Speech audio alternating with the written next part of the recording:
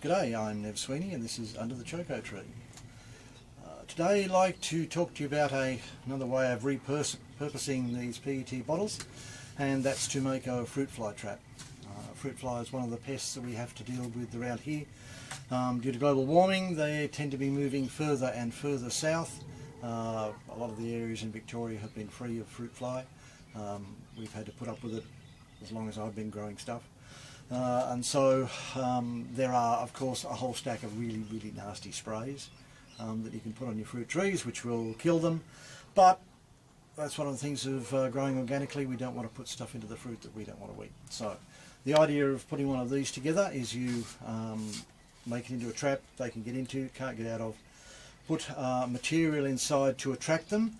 And if you so desire, you can also put some poisony bits and pieces so that it kills them outright, or they can just get into the water and drown. Whichever way you feel like doing it, I suppose. Anyway, this is how you make one. So grab yourself your PET bottle, nice sharp knife. Make sure you have a leather glove on the non-cutting hand. Don't know about you, but I'm allergic to pain. And make a cut just a bit below where the top flares out, all the way around.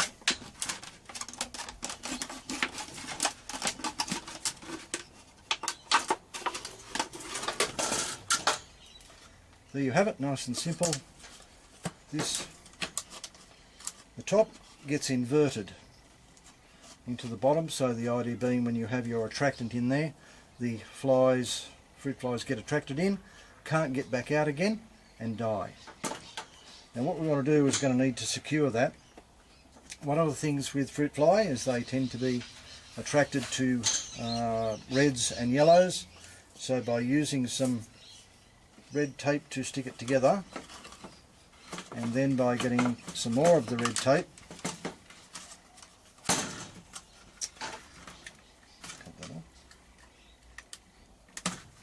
and putting it around the top, that also acts as a bit of an attractant.